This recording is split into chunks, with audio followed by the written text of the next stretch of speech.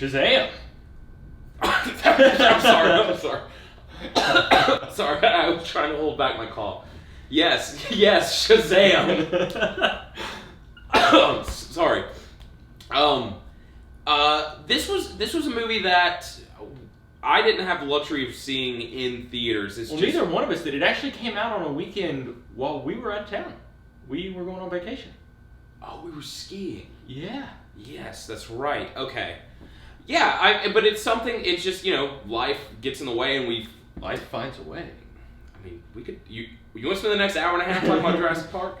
No, we just weren't able to see it in theaters, and this past week it came out on Blu-ray, and I think we were both kind of disappointed we didn't go see it. Yeah, because it got good reviews, and I heard good things from people. But that kind of being said, if I'm being kind of completely, I was really looking forward to this movie. I thought it looked fun. I thought Zachary Levi looked pretty funny. I liked that the storyline seemed pretty interesting, that it was a little kid transformed into, a very Shazam. Yeah, a very powerful superhero. It's not like he has a very one distinct power. It's like he does a lot. Yeah, I mean, he's basically Superman. With lightning. No laser vision though. What? I said no laser vision though. No, he tried. He tried to do. But that being said, I want to say I was a little bit let down with this movie. I was too, and I don't want to. Well, letdowns. It's not that it was terrible. No, it wasn't terrible. I just didn't understand. It's hard. It's a movie that's kind of hard not to like. It definitely has its charming moments. Mm-hmm. And it's a movie that if it came on FX or something, I'd be like, oh, yeah. But and for me, a lot of these DC Warner Brothers movies are that way for me. See, I like this one a lot more than I did Aquaman. Yes, I liked it more than I like Aquaman, but to me, it's in the same conversation, maybe a little bit below Wonder Woman. Yeah. Because I'm trying to. If I'm really trying to, Wonder Woman was like really good, and then the ending was just weak. Oh, see, I wouldn't say the ending was weak. I actually thought the movie itself, Wonder Woman was good. I don't think Shazam was as good as Wonder Woman. I'll say that. I just don't. I don't know. There was something about this. Something that really kind of bugged me about this movie was how Mark Strong's character, the villain in this, he murders people. Like, he is ruthlessly it's not technically him. It's like those sins that he's let loose. Yeah.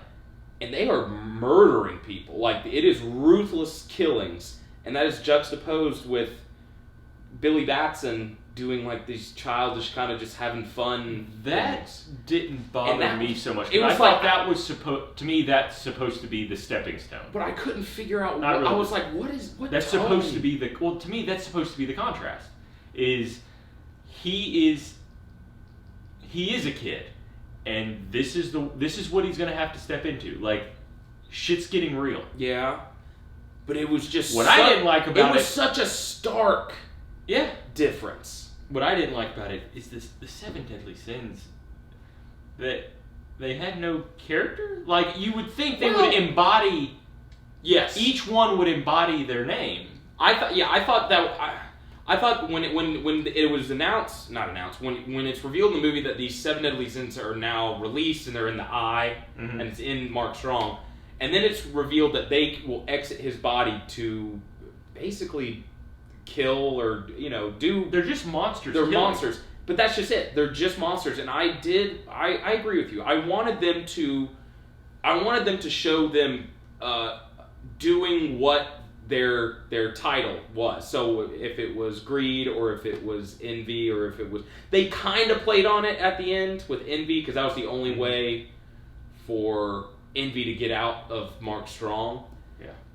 But that was it.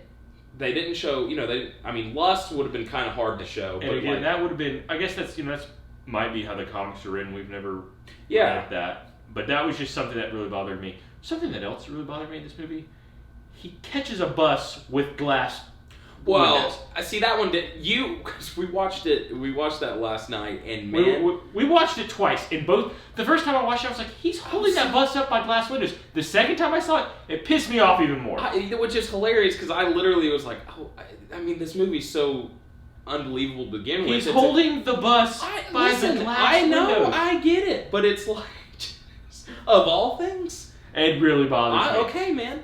I mean, you're right. He could have moved his. I mean, I guess physics speaking, he wouldn't be able to support the bus, but he could have moved his hands. He probably should have, because the motor would have been below.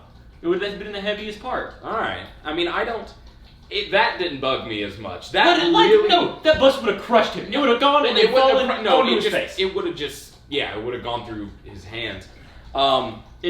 Anyway, it really bugged you. That being said,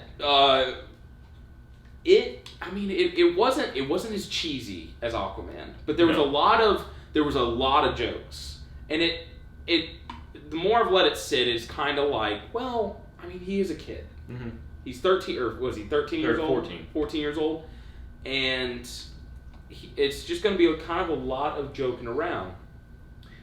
So I think it was just a weird tone they were kind of going for, because the villain was doing some very dark things, and then to see the hero just being a kid, it was kind of jarring. But that being said, I would say all the performances in this movie were fine. I mean, nothing was like... Zachary Levi was fantastic as portrayed. He was good. No, he really embodied a 14-year-old very well. Yeah. Mark Strong did his typical good job as like a villain. Mm-hmm. I thought Jack Dylan Grazer, you never saw it, but I thought he was the best kid actor in it. And he played, I plan on seeing it before the second one. Oh, you'll have to. But he played Freddy in this. And that's the other thing. First time, in movies like this, it bugs me when there are bullies in a school. And to the point where I'm like, bullying does happen, but these kids parked their truck on the front lawn. I was like, what? Nobody else is parking there. Well, on top of that, not only are they just like pushing him around, they hit him with a car. He should have straight up been like, "You're going to jail, buddy. We're suing your ass. That truck is mine. Yeah, everything your family has, I am taking." He shows up in the courtroom with the cane, and the judge is like, "Wait a minute, you hit him and then got out of the car and started bullying him." Yeah, he's taking everything you own. Yeah, easy money. So I don't. That whole thing, and it really would have been. It would have been like Pusha and Drake. Yeah, easy money. Easy money. I think that's something. It's a trope in a movie that I understand you're trying to show. Like, this character gets bullied, but it's like. I mean, it was overly aggressive for me. But, I mean, that's just a small complaint. He got hit by the car. He got hit by a car. And then immediately was, like, shoved and, like, picked on because he was a cripple. But I will say, after watching it twice, because they call him a little shit, I think, at one point, and I remember thinking, the second time around, thinking, well, I could see where he would be. Yeah. Because it's just how He's got a smart mouth. Yeah, I mean, he's got a smart... But at the same time, you should be raised well enough to know, don't hit the crippled kid. He may be a dick. He may be an ass. Whatever. Don't hit him. Like, it's easy. And not only don't hit him with your car. I mean, like, what are you doing? Oh, man. But I thought that was something else that did kind of bug me. I was like, these bullies are hyper aggressive. Mm-hmm.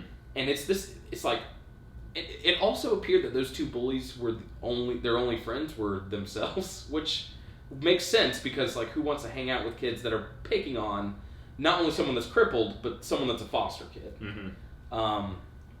Yeah, that was just something that it's not really a complaint, I just found it insane. I just found it totally insane.